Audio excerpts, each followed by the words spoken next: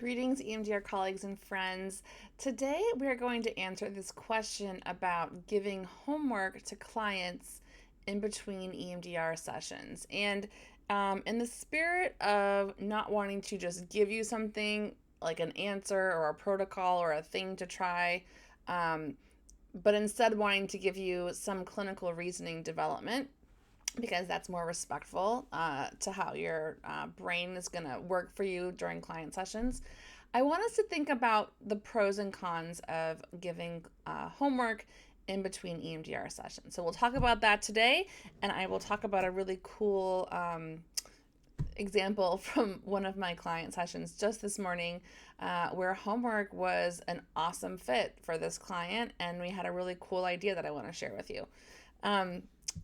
If we haven't met yet, Kambria Evans, the teaching and learning EMDR consultant in San Jose, California, where I am still doing virtual EMDR in my private practice, offering EMDR intensives virtually for clients, and also been, making these free resource videos pretty much every week. I missed a couple weeks there when the pandemic got pretty hard, but shooting for every week to share with my fellow EMDR colleagues, because y'all, we have done this amazing thing. We have gone virtual. We have just been flexible and creative and amazing. And I've said this in a couple of videos recently, but if you don't have a summer break planned yet, please do that, because we're also very tired and very crispy.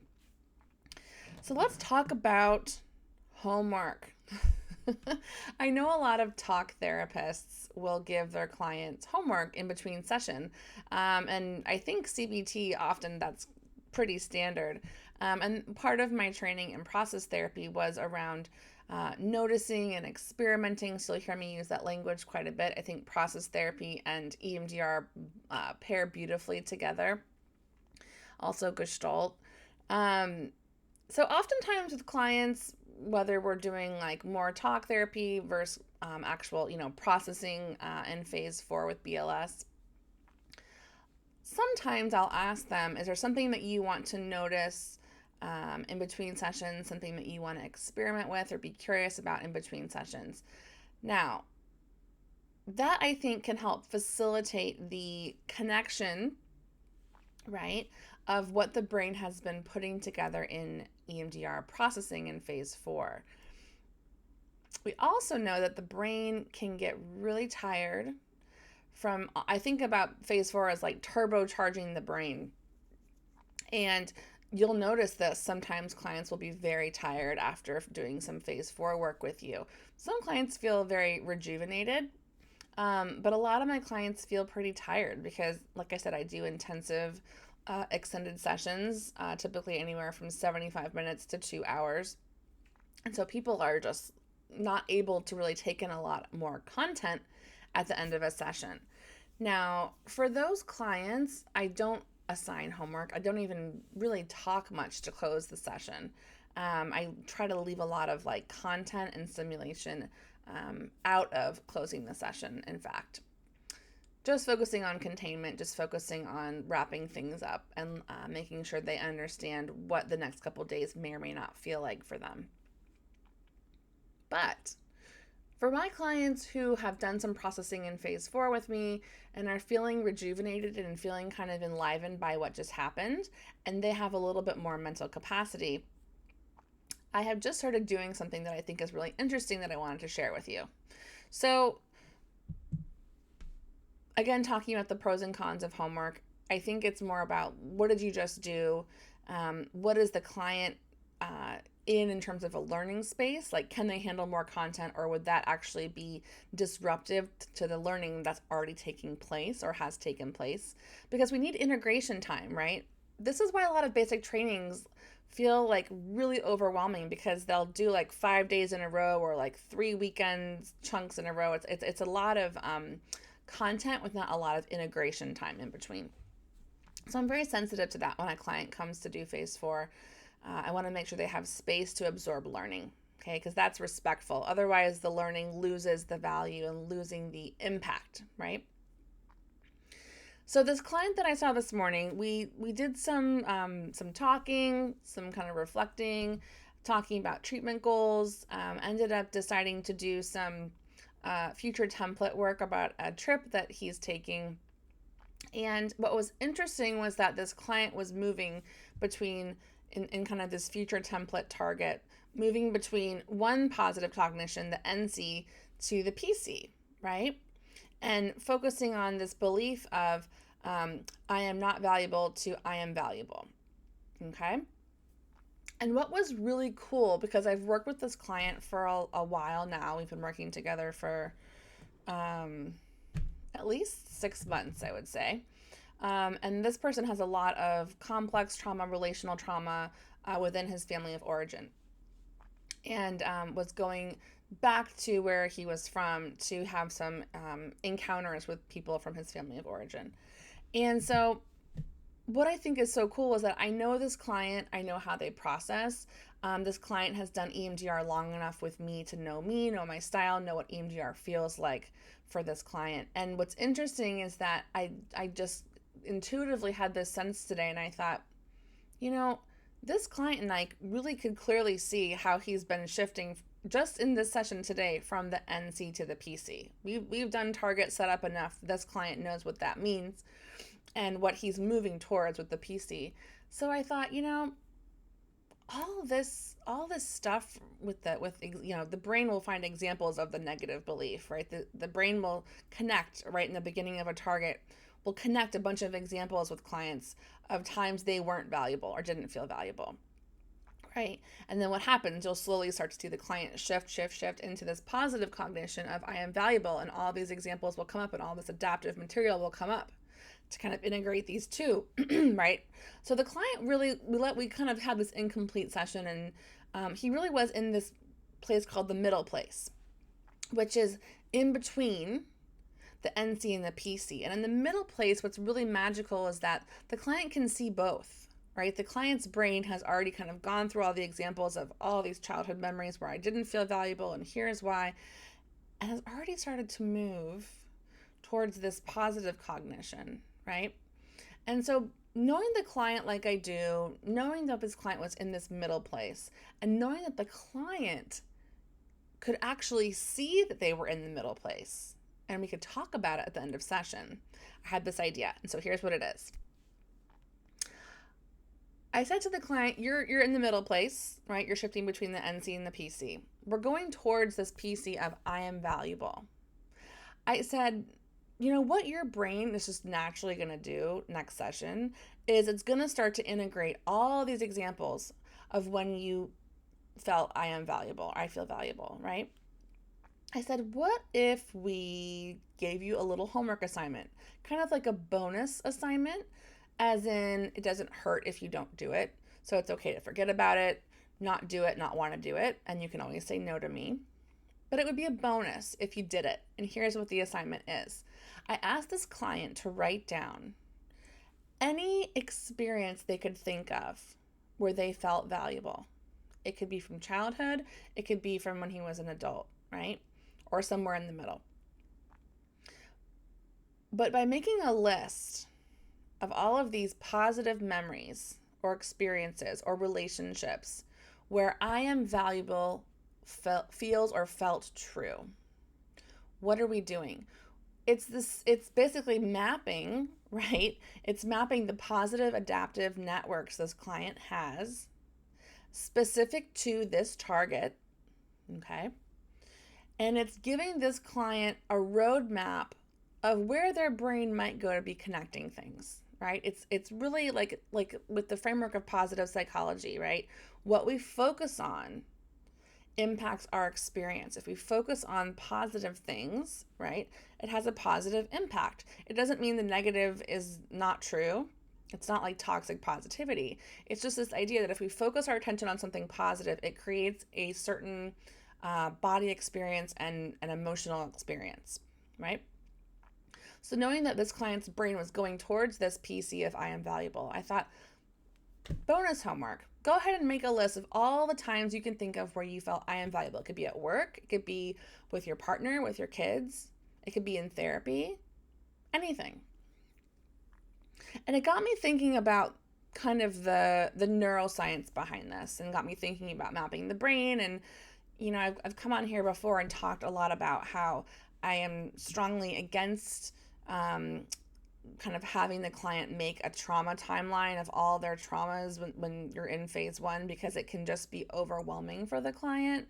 And we don't actually need to know every detail of all these traumas. We just need to understand themes of cognitions and beliefs. So it got me thinking about back burner and front burner, and I'm going to use this as a metaphor for the brain. So front burner of the stove, back burner of the stove, okay? The stove is the brain. Everything is cooking. Everything's on a burner, right? But what's in the front becomes our focus. And what's in the back is still there. It's still cooking, it's still processing, but it's just not in our immediate intentional focus. And what's interesting about just kind of how the brain has like a front burner and a back burner, it got me thinking about kind of this reentry process with COVID, right? We used to have this life on the front burner where we would like go out with no masks, we would hug people, we would be together, we'd go to concerts, we'd stand next to each other, and it felt relatively safe for most of us and didn't have to worry about catching an airborne deadly disease. That used to be front burner, okay? That life has now been back burner. And what's been on the front burner is our current lived experience, right? Of having to stay 6 feet apart, wear a mask, get vaccinated, wipe down surfaces, use hand sanitizer.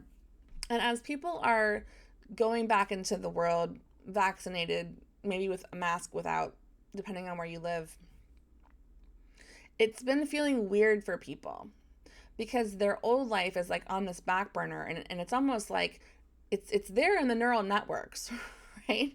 But it's not in front center anymore, right? It's like we're kind of flipping these two experiences like this back, right? And it's an awkward process. And so I've actually been practicing doing things that used to be so front burner for me, with the intention that I am shifting, right, from this negative belief of I'm not safe to I am safe. Like, for example, this morning I went to my gym. I have not been to my gym for 16 months. Obviously going there like with a mask on, working out, outside on the equipment, outside, away from people.